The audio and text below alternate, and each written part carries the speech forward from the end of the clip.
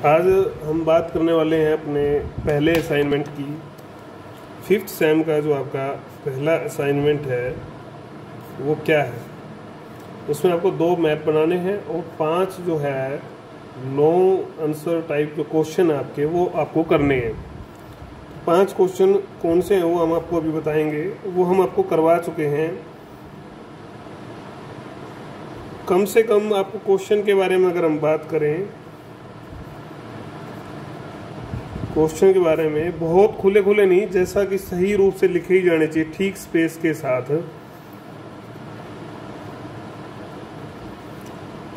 4 से 5 पेज कम से कम लिखने हैं और वो उत्तर कंप्लीट हो जाना चाहिए उसका। ऐसा नहीं है कि आपने उसको बीच में छोड़ दिया या धक्के से कंप्लीट कर दिया। अगर 4 में हो रहा है तो 4 में, 5 में हो रहा है तो 5 में, 5.5 में हो रहा है तो 5.5 में।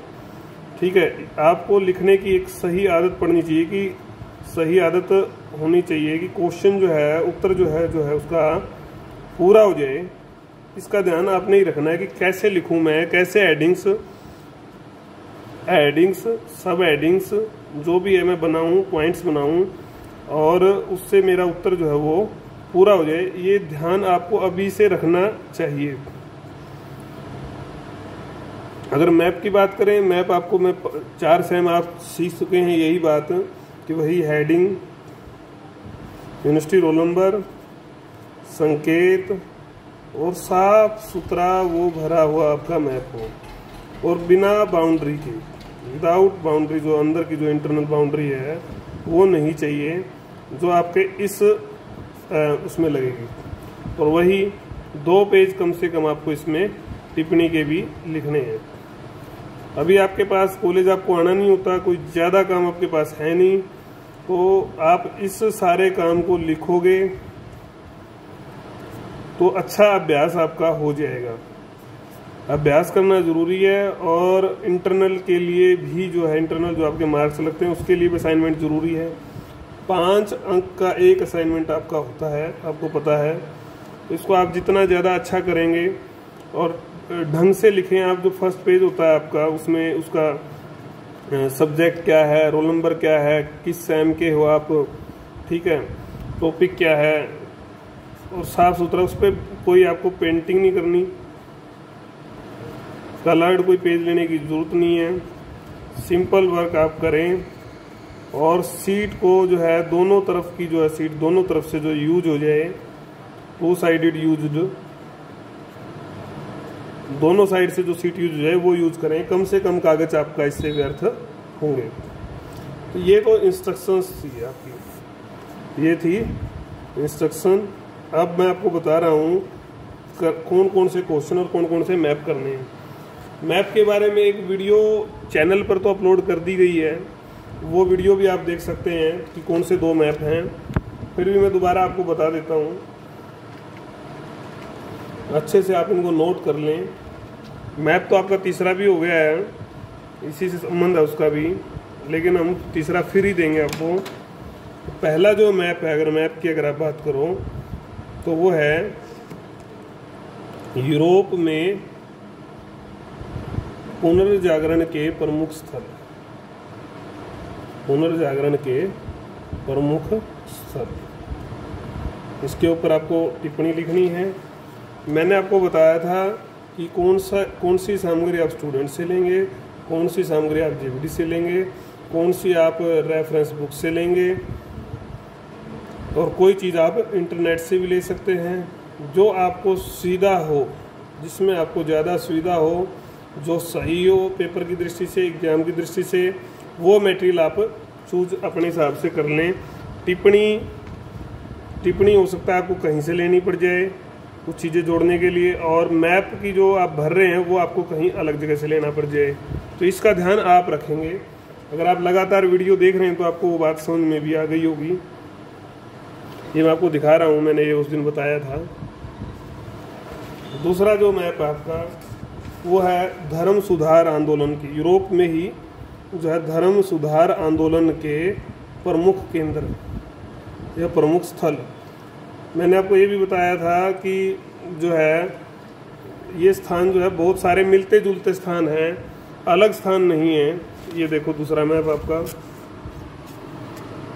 जो आपके ब्रुसेल्स है, एंटवर्प है, रोम, फ्लोरेंस, नेपल्स, ये लिस्बन, ऑक्सफोर्ड, लंदन, ये स्थान सभी मैप में लगभग मिलने हैं। तो इन स्थानों को थोड़ा अच्छे से आप देख लें ताकि फिर आपको बाद में समस्या ना आए। ये तो मैप की बात थी, तो 2 मैप का कंसेप्ट यहीं। अब क्वेश्चन फर्स्ट कौन सा है वो आपको बता रहे हैं।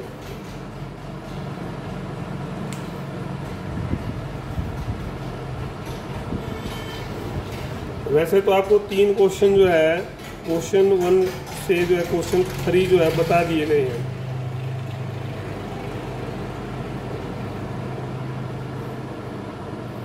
ग्रुप में डाले हुए हैं।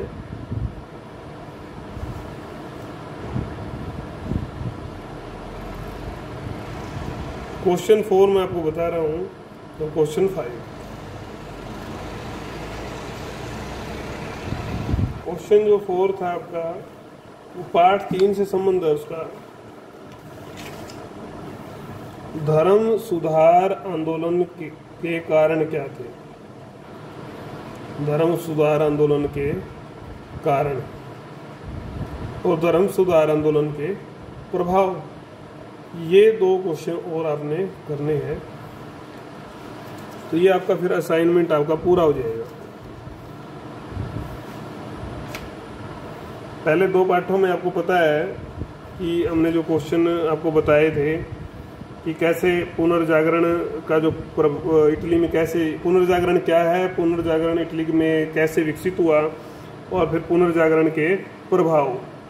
2 चीज़ें तो ये थी, 2 क्वेश्चन थे ये, आपको ध्यान होंगे।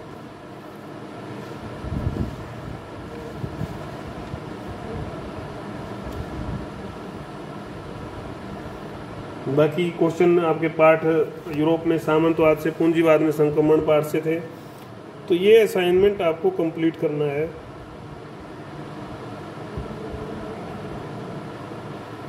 अगले असाइनमेंट की इंस्ट्रक्शन भी आपको मिल जाएगी जैसे जैसे सिलेबस होता जाएगा। इस असाइनमेंट की अगर आप बात करो तो इसमें आप देखो कि आपके मान लो 5 क्वेश्चन आप कर रहे हैं, तो 20 से 25 पेज तो आपके वो भरेंगे और 4 से 5 पेज आपके भरेंगे मैप के। तो आपके जो है 24 से 29 पेज जो है हो जाएंगे और 2 हो जाएंगे मैप आपके।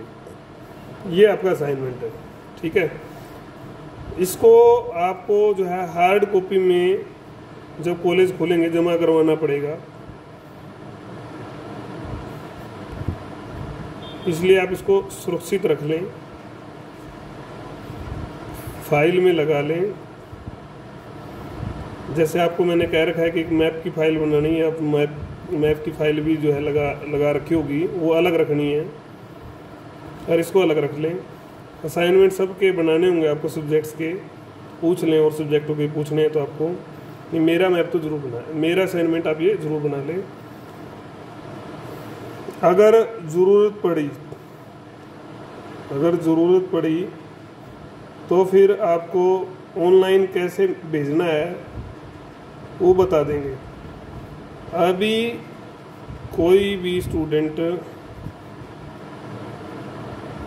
ग्रुप में ना डाले। असाइनमेंट बन गया, पेज आप सीधा जो है ना फोटो जो है डाल देते हैं सीधा उसका, वो आपको ग्रुप में नहीं डालना है, उससे सब बच्चे डिस्टर्ब होते हैं अनावश्यक ऐसे फ़ोटो डालने से। आपको अपना असाइनमेंट बना के रख लेना है, जब आपको कहेंगे आप उसको जमा करवा देंगे, ऑनलाइन या ऑफलाइन जैसे भी, आपको उसको सुरक्षित रखना है। कोई बात आपको समझ में ना आई हो